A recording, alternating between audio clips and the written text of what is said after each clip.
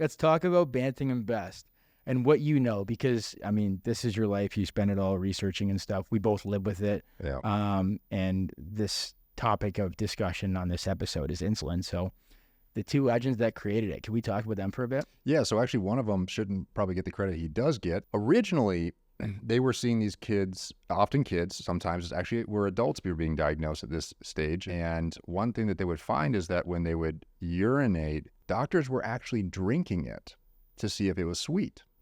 And so that's how they were determining whether there was actually elevated sugar in the urine. In fact, if it were to dry on the ground, you could actually see insects come towards it and actually.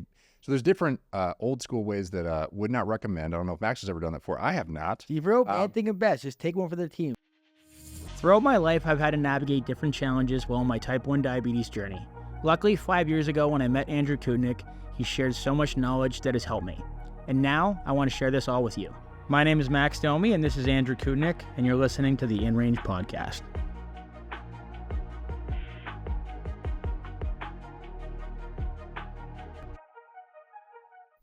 This podcast is for general information purposes only and should not constitute the practice of medicine or medical advice.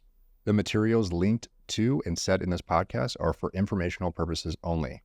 The content in this podcast should not substitute the practice of medicine or professional medical advice. You should not delay obtaining medical advice or the treatment of a medical condition from anything you heard here in this podcast. Please seek help from a medical professional for any such conditions. All right, guys, welcome to our next episode. This is a super cool one. It's going to be a fun, quick and snappy one. I will be asking Andrew lots of questions about something that keeps both of us alive and something that I would not be sitting here talking to you, neither would he, if this stuff was not created. Insulin. So, Andrew, can you explain to us what insulin is?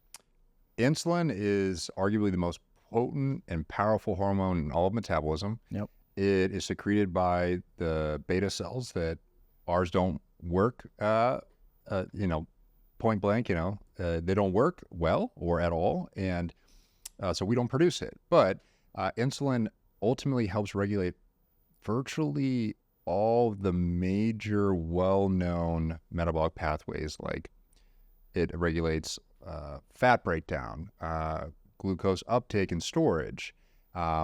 The relative amount of it in the body ultimately dictates whether you'll shift from glucose-based metabolism to fat-based metabolism, or if you'll produce ketone bodies or not. So it's an incredibly powerful hormone. Yep. The complete absence of it can lead to death, as in the case of us upon getting type 1 diabetes. We ended up in the hospital. If we didn't correct that, we would have died. And how long would that have taken?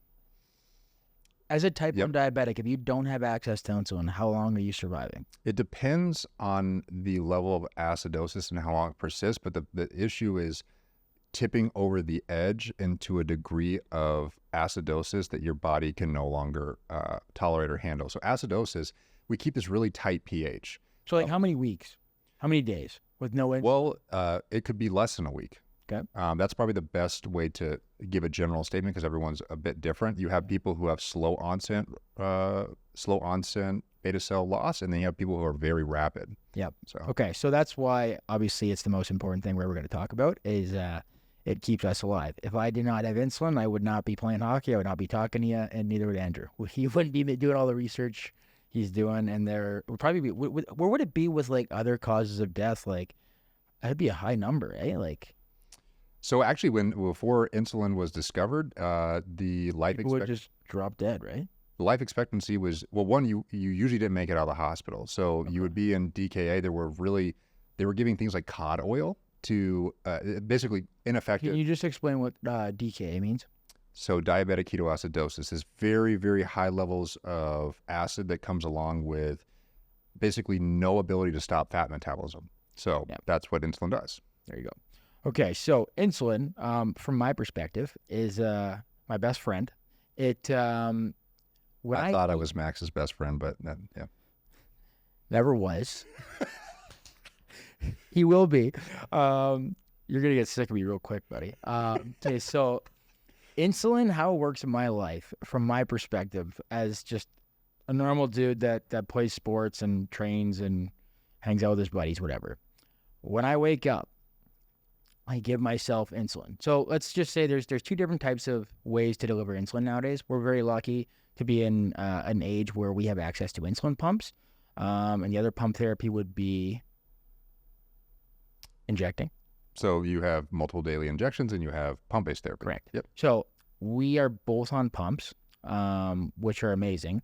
I have done both. So when you first get diagnosed, you are asked to just learn as much as you can about the disease. So they don't want to complicate it off the hop, and so you're not allowed to go right into pump therapy. So you get an injection, just looks like a little needle, and you have different types of insulins. Andrew will touch more on that, but you basically have a vial of insulin. You suck out this little liquid, and you inject it wherever you want. And also, Andrew will also talk about that. If you inject it IM versus sub-Q, you're going to get a different response from the insulin. So that stuff, very, very cool, super fascinating drug, and it's actually really inflammatory too, right? For us, like insulin is just like pure inflammation. If you have too much of it, it's not ideal, but it's keeping us alive. So when I eat, I inject myself with insulin, and when I'd wake up, I would inject myself with a long-lasting insulin. So we had, I don't know what it's called in the States, but for Canada, it was called Tresiba for long-lasting, and it's a 24-hour lasting. It's one of them. So, like, let's say I injected myself with 30 to 40 units.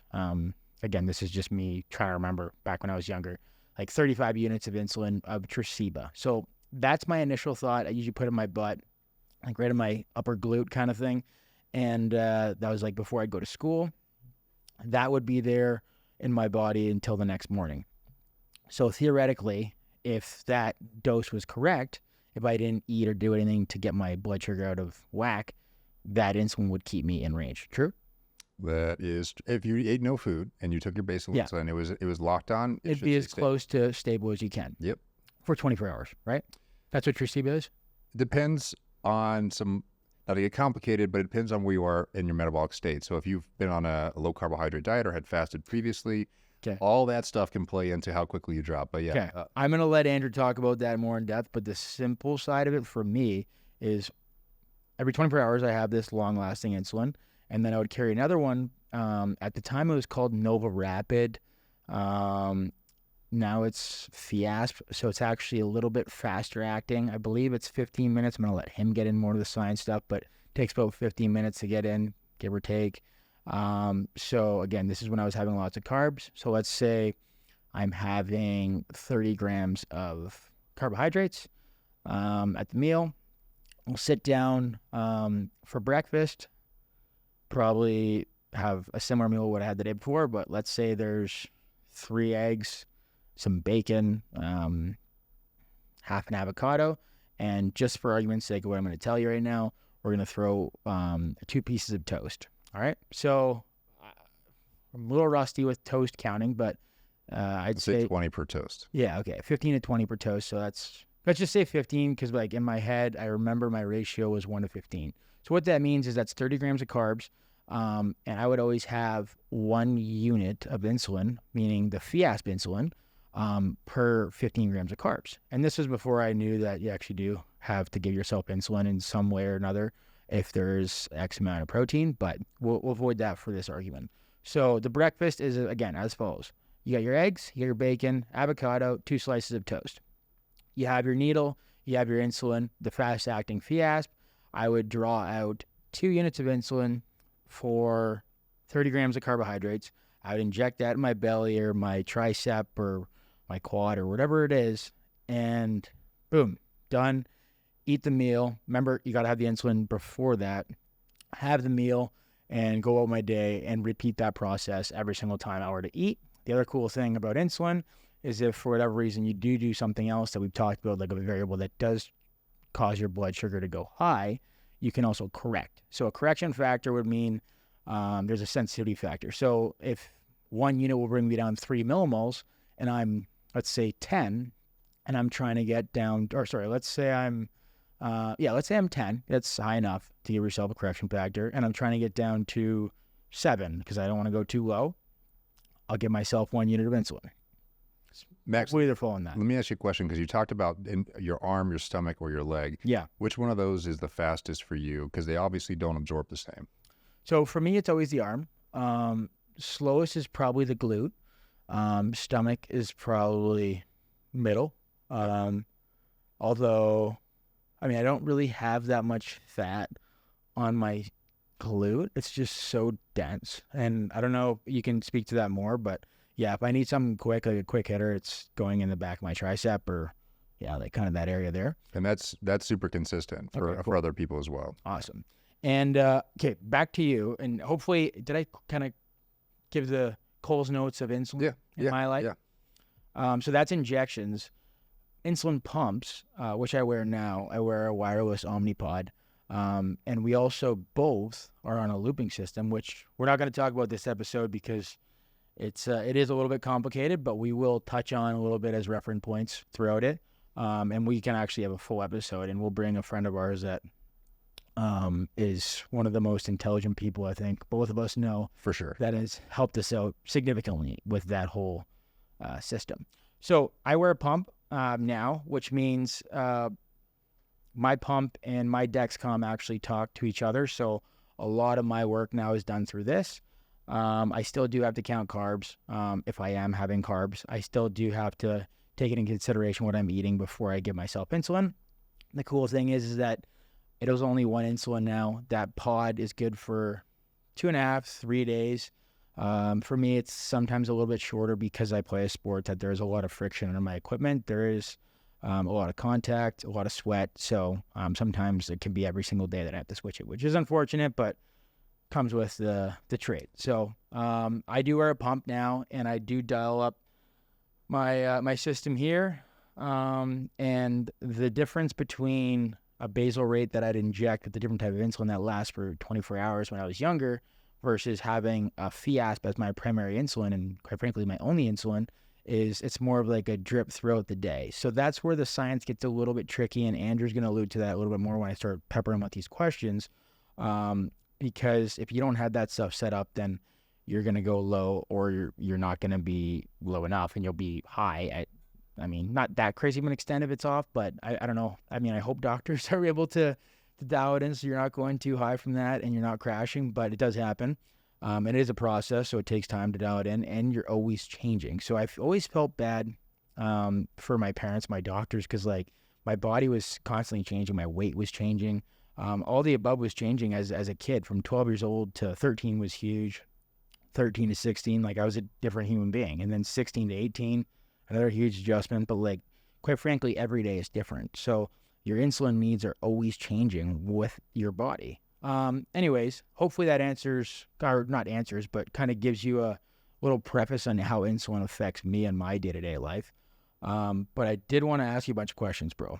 So you're on a pump now, correct? I am. And what type of insulin are you on? I am on Liumjev, but I was on Fiasp, both, ultra rapid insulins. Yeah. And how many different types of insulins are there? Ooh, that's a great question. You can actually Google insulin kinetics, and you can see a graph that shows somewhere between 5 to 10 different main types of insulin. So there are the 24-hour basal insulins. You actually now have insulins that last over a week that are under investigation right now. You have insulins that are called NPH, which are kind of shorter in duration, but were historically used for longer acting insulin, or for people with type 2 diabetes where they needed more coverage over certain windows. Then you have regular insulin, which is one of the first forms of insulin ever used, and that is around a 5 to 6 hour action window, has a peak around 2.5. Well, the peaks around 2.5 hours. The onset is around an hour or so, but the onset's slower in comparison to what most people are using right now, which is, of course, rapid and then ultimately ultra rapid. So those different types are things like what most people know as Novolog, Humalog, now Fiasp, Liumjev. Now there is one new type of insulin from Afrezza, which is inhaled insulin, which is absorbed slightly even faster through the lungs. What are your thoughts on inhaled insulin? Well, so it is faster. They had some recent data that came out. So it actually really was a big deal. That was huge. Back in almost a decade ago. It first. Is it so long ago? I believe it's been around about a decade. Okay. And it first came out, and there was so much hype and interest around, wow, you're going to have this new insulin that's even faster than these other insulins. which again, when we talk about carbohydrates, there was nothing that could come even close to how fast carbohydrates affect glucose. And so there's a lot of interest in that. There's also concern about the idea that you're inhaling insulin. What's the long-term chronic use of having something going through your lungs? Would it cause long-term deterioration of lung function? I.e. like you have to do inhalers or other things along those lines. And so there was some concern there. But interest really faded off, which is interesting. And did you try it? I've actually never used inhaled insulin. Have you? I have. Really? Yep. How was that? It was an interesting experience, and like just listening you talk about it, like I was always just like game to try anything, as you know. Yeah. But I experienced some uncomfortable like lung situations, and like Interesting. I don't smoke cigarettes by any means, but I would imagine that's what it kind of felt like. So I was like, as a professional athlete, or not that at the time I wasn't a professional athlete, but I'm playing soccer, lacrosse, tennis, like you name it, I got to be able to breathe. And I was like, hey, this feels a little bit like my voice got a little raspy, and I don't know, maybe I was just being a baby about it, but it definitely didn't feel comfortable. And I also wasn't always sure, like the dosing on it was interesting because it was very vague, and it was just like, it wasn't as like specific as like the liquid that you draw out. So that to me was also something that I couldn't fully comprehend. I did not give it enough of a shot to give you a full like in-depth analysis, but I didn't feel comfortable like in terms of how it made me feel, and I didn't really understand the whole dosing. And the other thing was like, what if I didn't suck it all out? You know what I mean? I'm like, did I get it all? Like I didn't know. Right. So there was a few concerns for me, and no knock on it. I mean, I hope it actually helps people. I don't know if it's still very popular. You don't seem to think it is. No, well, so it went through a lull in popularity, but there are people who are still using it. So there are people who are still using it, and they will attest that it is faster. But is it just used for that reason, or is it actually used in complete substitution as for injections? Like you can't just be on inhaled insulin, correct? Well, so you mean like so you don't have a basal anymore? Yeah. Yes, you would have to have a basal still, because it's only super fast, and there's no way that I know of, maybe there is some inventor out there who will figure this out, which will be super impressive, to have chronic administration through that route. Actually, in my opinion, the ultimate route to circumvent a lot of the delays and concerns around kinetics of insulin is actually to somehow find a way to get insulin into the hepatic portal vein directly, or direct administration of it, which then there's a lot of complexity to that and some dangers, obviously, that would elucidate you could talk about. But that's the supposedly they would claim the fastest insulin on the market right now. Okay, cool, good to know. And do you remember what year insulin was founded or created? You mean created, or like let's talk about this first. So okay, because let's go first, down the road, and I'm gonna start off because I am Canadian and I am from Toronto. So Frederick Banting and Charles Best are like, you talk about like your goat mountain. Those are my two guys because they created insulin. He is going to have an argument, and I'm going to let him speak in 2 seconds. Maybe I won't, actually. We'll see. But Canada is not only the home of the greatest hockey players in the world, and one of the greatest sports. Our sport is lacrosse. No big deal. Did you play lacrosse at all? I never played lacrosse. You guys also have a basketball team, which is actually really well. Yeah, we have best hockey guys, best lacrosse guys. Now, you said the best basketball guys. I don't have to do with that, but thank you. Very nice of you. Just one championship, right? Oh, did you watch the female soccer team? Have you ever heard of Christine Sinclair? She's female soccer. Men's soccer, we're getting there, but we got a long way to go. But overall, like sports, we're up there with you, man. Pretty mid. I think the kids use the term pretty mid. Yeah. Is that the term these days? Mid? Yeah. I'm out of touch with, we're definitely not mid. We're top tier country for sure. Okay, so let's talk about Banting and Best and what you know, because, I mean, this is your life. You spend it all researching and stuff. We both live with it. Yeah. And this topic of discussion on this episode is insulin. So the two legends that created it, can we talk about them for a bit? Yeah, so actually one of them shouldn't probably get the credit he does get, because there's one's a professor, one's a medical student, right?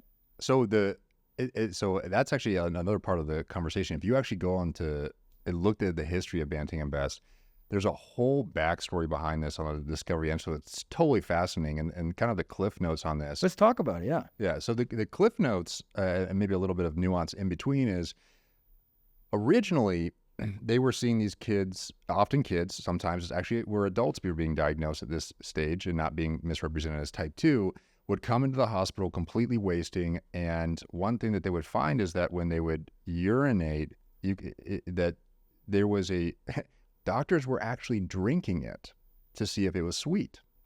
And so that's how they were determining whether there was actually elevated sugar in the urine. In fact, if it were to dry on the ground, you could actually see insects come towards it and actually. So there's different old school ways that would not recommend. I don't know if Max has ever done that before. I have not. Steve Rowe, Banting and Best. Just take one for the team. I don't know if they did that. I have no idea if they did that. I can't claim they did. That's epic. But so they were seeing these wasting conditions, and actually the story actually started in dogs. So they were actually doing experiments where they were taking one of the best ways to find out how something works is to take it away. That's actually how a lot of neuroscience has been discovered. Is some part of the brain was perturbed, destroyed. There's stories of people being shot but survived, and you actually discover when this part of the brain is taken away, what occurs. Well, we're an insulin knockout model, so to speak, in human biology, and we learned so much about how the human body works as a result. Well, what they would do is they were taking out different organ systems within animals, specifically dogs in this case, and what they found is that when they took out the pancreas, that they were showing signs of this wasting condition where humans would present in the hospital as well. As they're like, okay, well, there must be something to this organ that is ultimately facilitating this disease, but we don't know which. Then they actually went to, so the story continues to unfold in more experiments in animals, ultimately to find out that when they were able to actually isolate out that tissue, they were like basically mashing it down into mush, purifying it. And then when they would inject animals that were taking the pancreas out, they would actually recover the wasting condition. They thought, okay, there's something really special here. And so then they applied that to the first human ever. It was in Toronto. So that is true. It was in Toronto. And they were able to see... Toronto in Canada? I don't know. Just want to make sure. And stuff. Because we're in Toronto. I grew up here. My passport says Canada. Yeah, we did. Yeah. Okay. So maybe it could be in Canada. I guess North America, in general, the latter term being America, but all the North, I guess. And so somewhere in that region, right? Okay. But that said, they were the first to administer it. But the story is a little more, it is portrayed a little more dark and convoluted in that there was actually multiple players in the discovery. I think the official name is McLeod was actually involved in its discovery and never got credit for it, but Banting and Best did. But ultimately it was, I believe it was the University of Toronto officially, right? Yeah. And they were the ones to officially administer it, started restoring the symptoms of a young child. There's actually an image of this. That's so cool. It's amazing. And then repeated administration led to this revolution.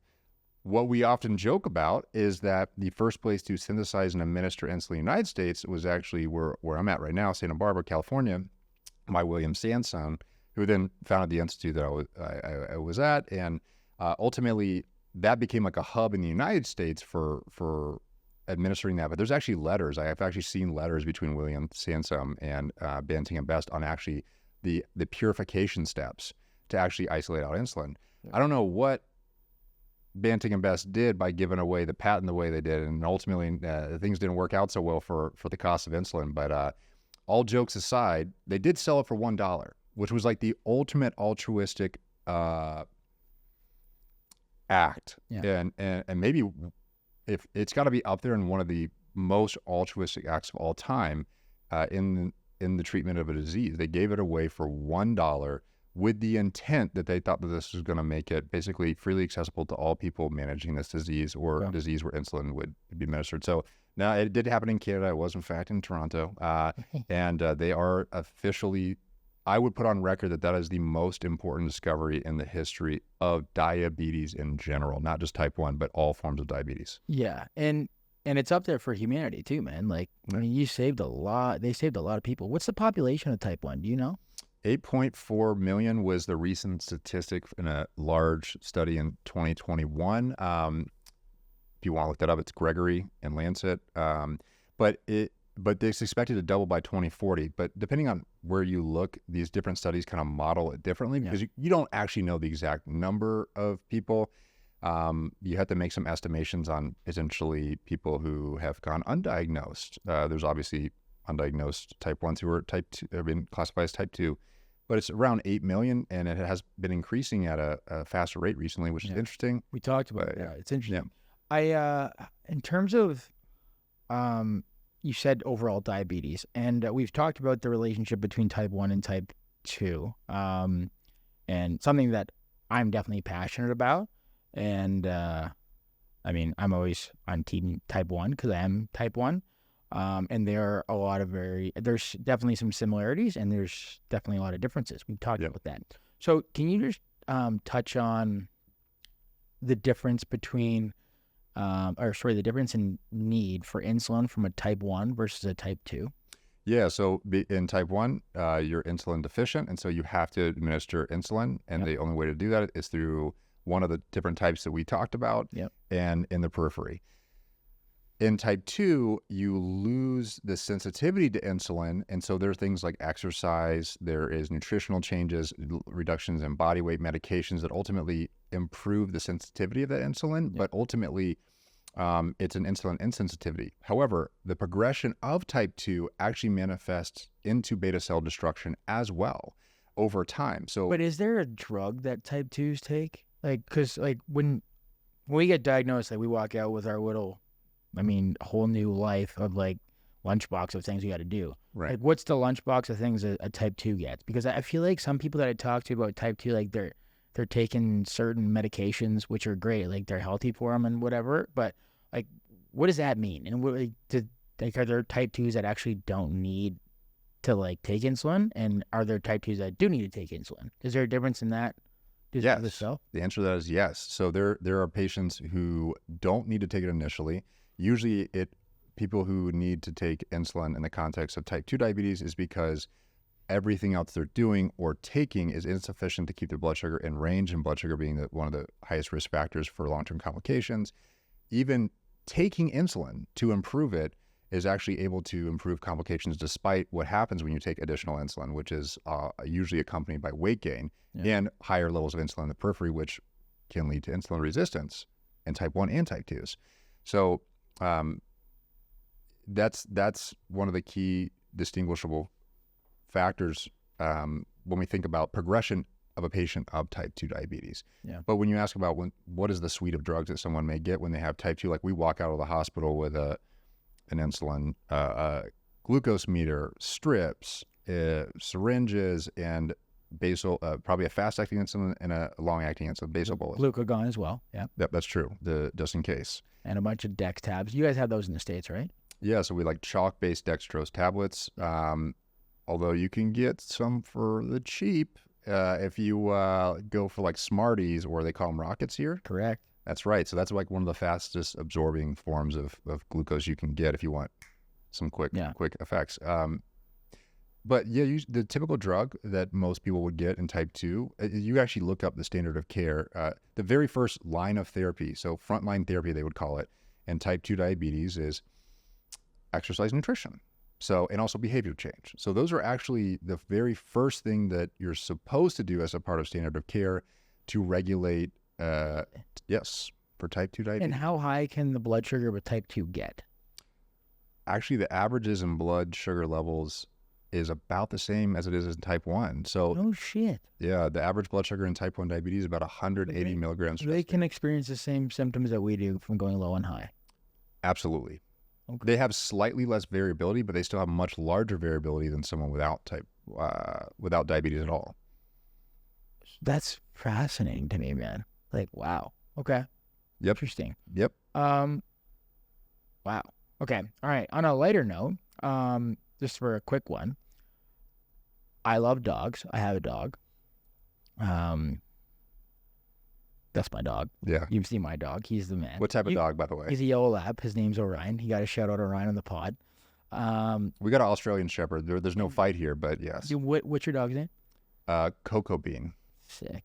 Yeah. You have 2 cats though too, I right? do have 2 cats, and I was never on the cat side. Like, there was a movie back in the day called Cats versus Dogs, and I just hated cats because of that movie. I'm like, these cats are losers. Which is completely illogical, right? Like, just Yeah. because of a movie. No, even more so because my mom was allergic to cats, so I could there's never that, yeah. actually have them at my house. So I just like, I was never friends with cats, and I'm like, a dog is like a cooler version of a human. You know what I mean? So I love dogs.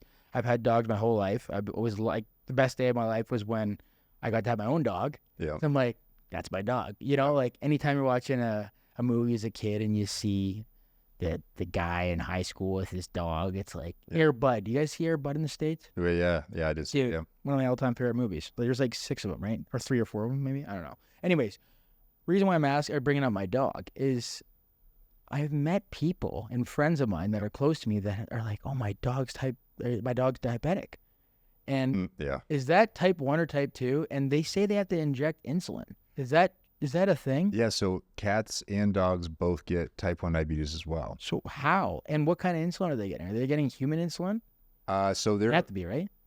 that's actually a good question. I don't know the exact answer to that. I believe they're using the same insulins that we would use. Yeah.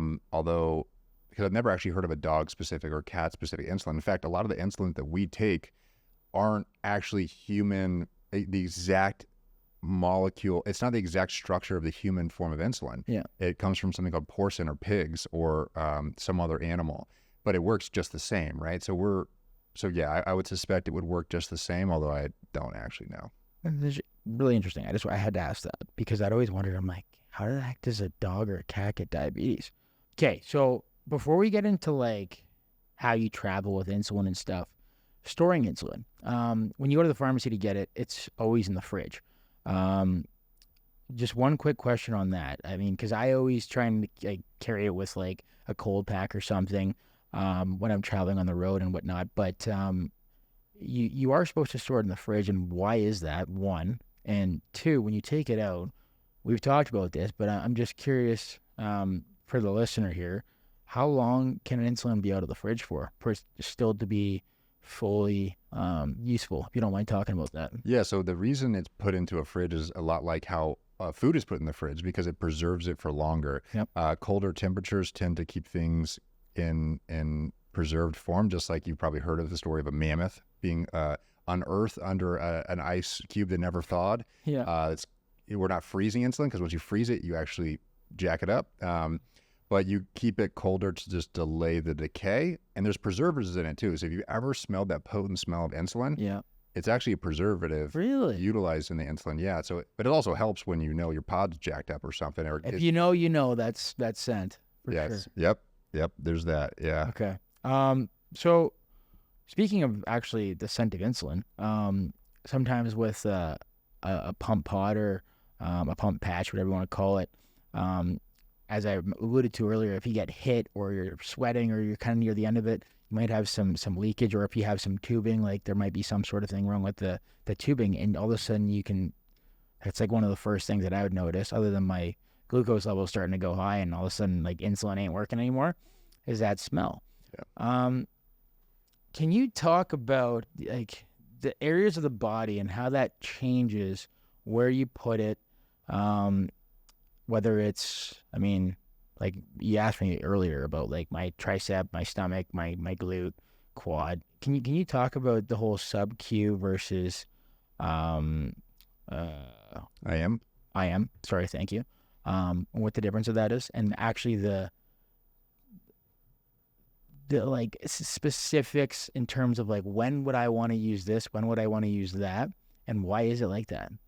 So sub-Q, for those who, it's a short term for subcutaneous. Cutaneous just being a term to describe skin. So what that typically refers to is actually injecting into the fat tissue. And that's where most people recommend doing it when you first get diagnosed.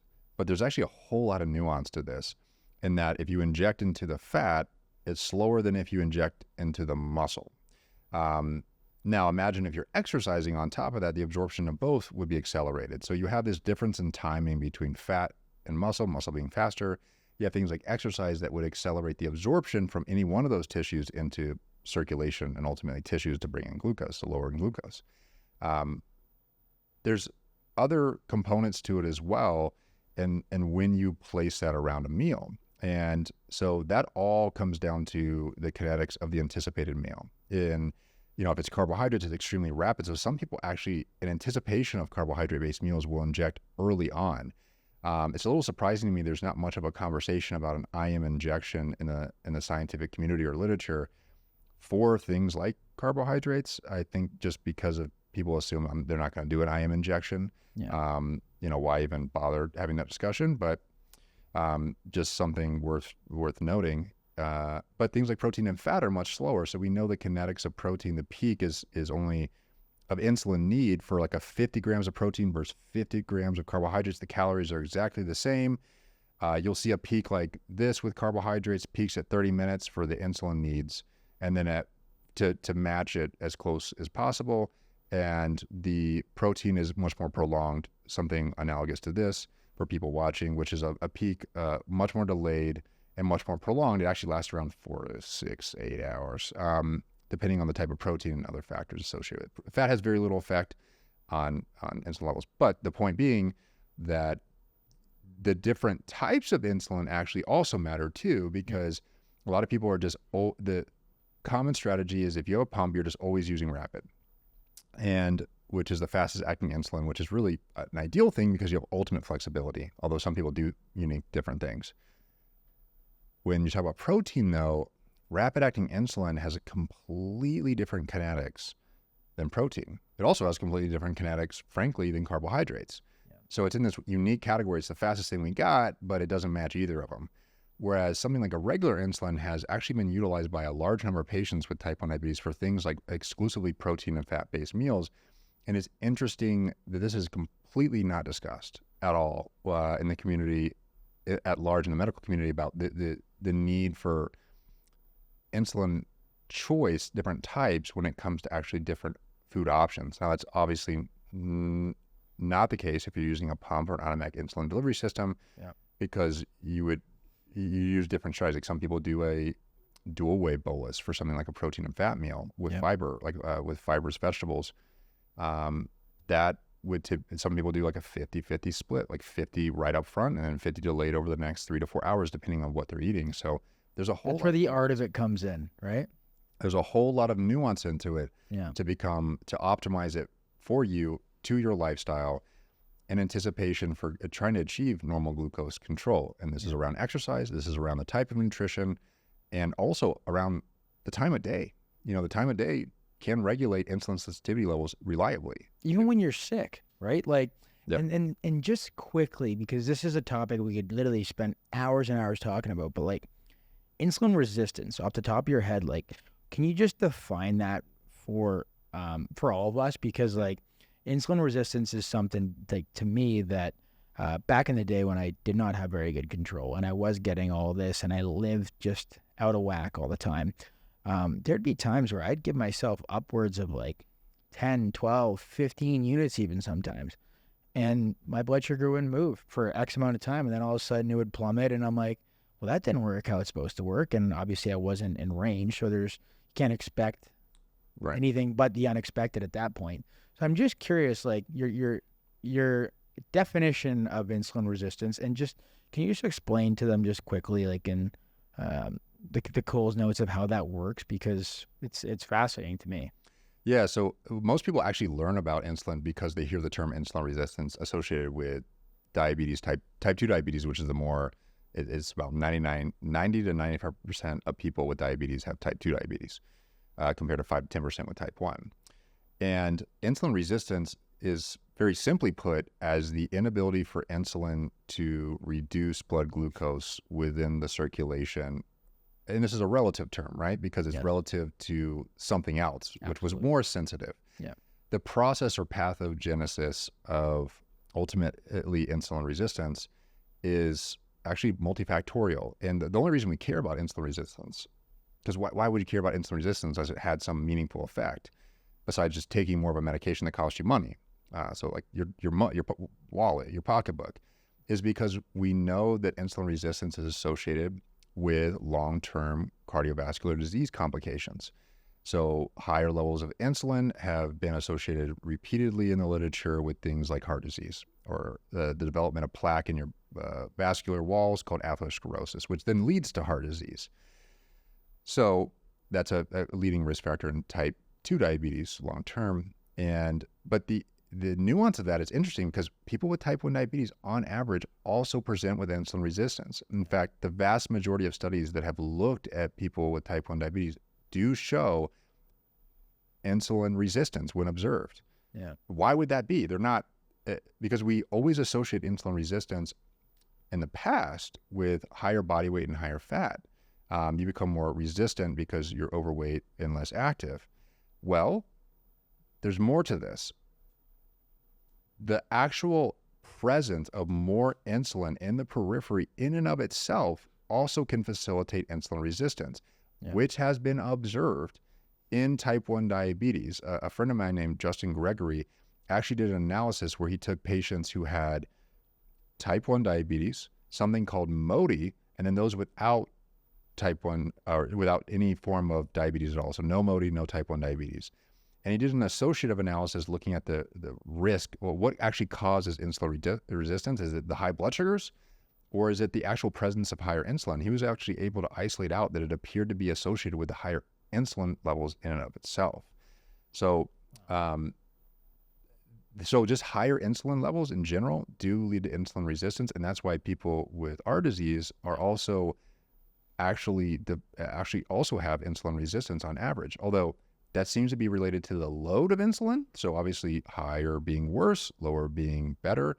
At least that's the prevailing hypothesis. But there's other pathways like inflammation. So higher inflammation, like I'm sure when you've been sick before that you've observed higher insulin needs. It's a nightmare. Yep, it is. Or even things like higher adiposity. And there's always little nuance to how insulin resistance manifests beyond inflammation, but and higher insulin load. But in essence, what's the difference like on the flip side of that? So like highly like sensitive to insulin. So like I mean, just for me personally, it's like there's sometimes whether it's because I had a back-to-back or there's other things that might cause myself to give myself a certain amount of insulin, and it hits me hard.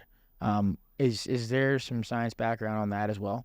Yeah, so things like activity, so physical activity can lower insulin requirements acutely. So, and this really depends, the potency of that effect appears to be due to dose and intensity. Yeah. And what I mean by dose is how much of the exercise you're giving yourself for how long and how intense is that exercise. All those play into not only the insulin sensitivity effect, but also insulin independent glucose uptake effects, which sometimes people confuse for insulin sensitivity because they're taking less insulin, but there's actually pathways within the body that have nothing to, well, aren't insulin dependent that also change blood sugar levels. So activity is a big one.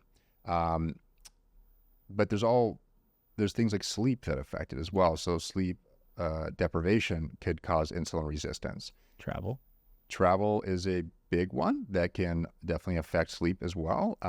Stress, like I mean, the reason why I'm asking you all this and for myself to paint a picture for you guys as a hockey player, just because it's super fascinating to hear like Andrew talk about all this stuff, and I'm like, okay, well, yeah, I experienced that. I experienced that too. I'm on the road for half the year, so that would be 41 games a year.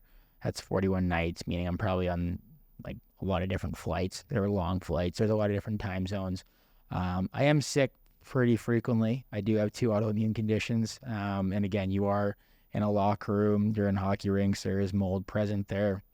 And you're shaking a lot of hands. You're meeting a lot of people. So you're exposed to a lot of stuff. So therefore, insulin and I have a love-hate relationship, because the reason why I asked you on the contrary of like the insulin sensitivity side of it, when it's like when I'm highly sensitive, that's primarily after a back-to-back, and that happens all the time. Because then I got to adjust based off of what am I going to give myself for this pregame meal if I am going to have carbs, or have in the past. That's much different than the exact same meal on a different game day. Also, you alluded to the time of that.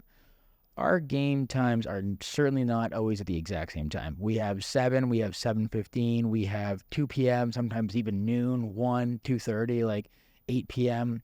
And I could be in Toronto, and then all of a sudden I'm in Cali. I'm out in your neck of the woods where they did not create insulin. And I'll be out there hanging out with you guys, and I obviously can't adjust. My body can't adjust that quickly. And 24 hours later, I'm playing a game, and then after that, you're flying out from you're playing at Staples Center in downtown LA, and then right after that, you guys have like 18 airports in like one city, but LAX is like far as shit, and so you go to LAX airport, and if you miss the curfew to fly into San Jose or Anaheim, whatever it might be, wherever your next stop is, then you got to fly to a different airport. Then you get in at like 2 a.m. or whatever it might be. So those variables right there, there is zero consistency in my life when it comes to that, which is why it's so fun. And every day, every year is a new challenge. Every game is a new challenge. But and we've always talked about that. Like there's times during a game where like, oh man, I'm going in a little bit high, and it's literally something that's just out of my control. Something as simple as, who knows, maybe my girlfriend's stressed, maybe my parent, one of my parents isn't feeling too good and called me, and that upset me a little bit, or who knows, maybe I watched my video from the night before and I made a huge mistake on a goal, or I got hit and I have an injury. Like all those things are different variables in every single game. Something new happens. I can't predict it. That's the beauty of hockey. So that's why insulin it's such a love-hate relationship with me, because like it certainly saves my ass every single day of my life to keep me alive, but it can also be one of the main issues. So I just find it the whole thing is as fun, and that's why I'm laughing about it. But it's not easy for sure, and it's such a powerful drug. I can call it a drug like that, right? It is definitely With a that drug. tone, like it's Yeah. a drug, Yeah. a good drug. But it's fascinating and it's very complex, just like the disease, its services. And I'm super grateful for the 2 Canadian fellows that created it in Toronto, which is where we are right now. And by the way, man, we haven't even done this yet. Welcome to Toronto. Yeah. You yourself said how much you love it, how incredible this Yeah, is. So, it is a great city, like, I have to admit. Yeah. all in all, like, insulin, Toronto, we need Andrew Kudnick here too. Let's get him over, man. So yeah, this has been fun, man, talking about insulin, because it's something that I don't leave my house with. Neither do you. I don't do a single thing on the plane. I don't You jump don't on leave your house without it. without it. Sorry. Yeah, Yes, yeah. that's what I was trying to say. It's the teeth. Sometimes I gotta really enunciate certain parts of the words, and I apologize if I blend them together. We will be fixing that very soon. So I hope you guys enjoyed our talk about insulin. Thank you, Andrew, for sharing all your amazing insight and keeping it at our normal human level. And I look forward to diving into it even deeper and deeper as I myself gain more knowledge so I can comprehend what you're talking about. But it's something that we're still learning about. And as you said, they're still creating new insulins that are making our lives much easier, and everyone else at home, they're going to benefit from too. So benefit from it as well. So yeah, this was fun. Yeah. Thank you, Banting and Best. Thanks, fellas. A.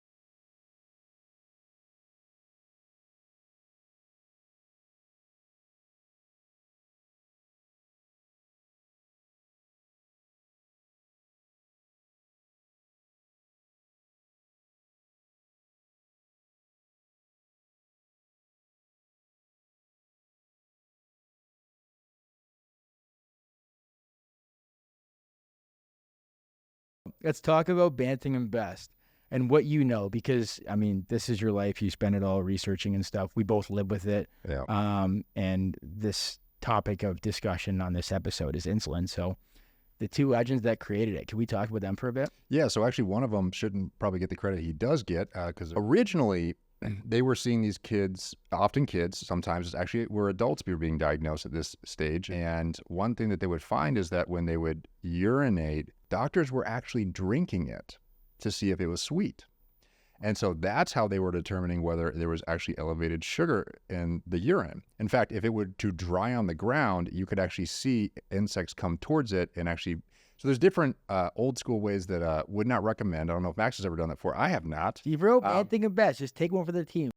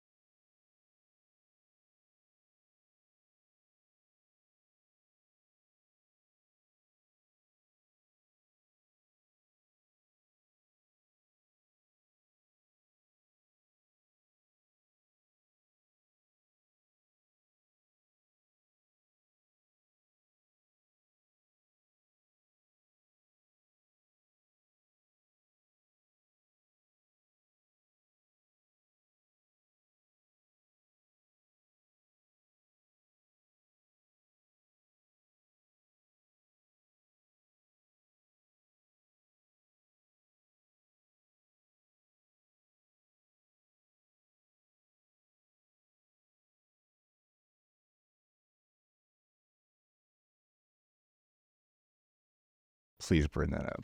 Oh, I will. I will. But do you think we should introduce what insulin is to begin it? Yeah. All right. I'll introduce this. You I'll steer the ship, man. I'll fucking drag this one for you, and I'm just gonna pepper you with fucking questions. All right, man. Uno, dos, tres. Wow, man. Okay, ready? Hey, by the way, is it just an aesthetic of like not having headphones? Me choosing the wire versus No, like for us. you don't need it. I mean, if you were doing it on your own, a lot of Yeah. people would want to monitor their own audio because imagine Yeah. Okay. Yeah. so it just depends if you're doing it on your own versus we're monitoring for you. Okay. Yeah, gotcha. Very nice of you. Thank you. Okay. Okay. Sweet. No. No. Joe Rogan's got that. Yeah, those are dust.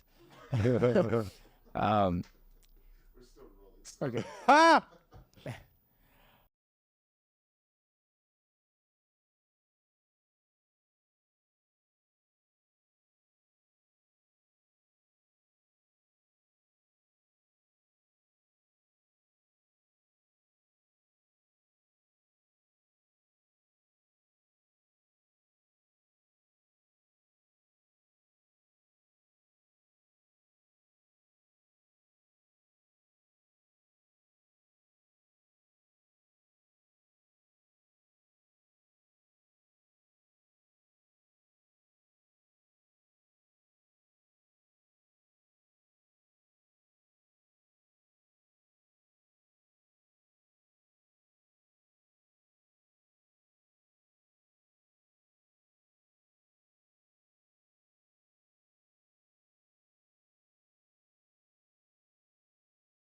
Canada is not only the home of the greatest hockey players in the world and one of the greatest sports.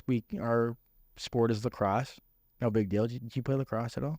I never played lacrosse. You guys also have a basketball team, which is actually So- really well. Yeah. We have best hockey guys, best lacrosse guys. Now, you said the best basketball guys. I don't agree with that, but thank you. Very nice of you. Just one championship, right? Oh, did you watch the female soccer team? Have you ever heard of No. Christine Sinclair? She's It's so female soccer. Men's soccer, we're getting there, but we got a long way to go. But overall, like sports, we're up there with you. pretty mid. We're I up think there. the kids use the term pretty mid. Yeah, Is that the term these days? Mid? yeah. I I'm think out that's of what they touch say, with. Yeah, we're definitely not mid. We're top tier country for sure. Okay, so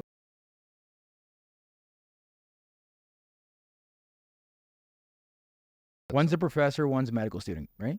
So so that's actually another part of the conversation. If you actually go on to and looked at the history of Banting and Best, there's a whole backstory behind this on the Discovery End. So it's totally fascinating, and kind of the cliff notes on this. Let's talk about it. Yeah. Yeah. So the cliff notes and maybe a little bit of nuance in between is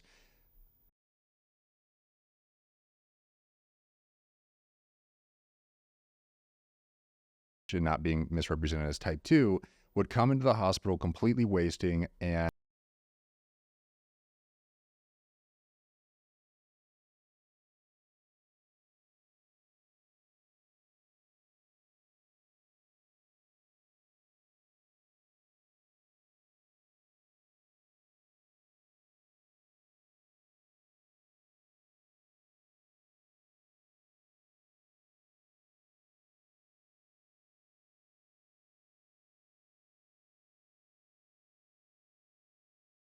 did. That's epic. But so they were seeing these wasting conditions, and actually the story actually started in dogs. So they were actually doing experiments where they were taking one of the best ways to find out how something works is to take it away. That's actually how a lot of neuroscience has been discovered. Is some part of the brain was perturbed, destroyed. There's stories of people being shot but survived, and you actually discover when this part of the brain is taken away, what occurs. Well, we're an insulin knockout model, so to speak, in human biology, and we learned so much about how the human body works as a result.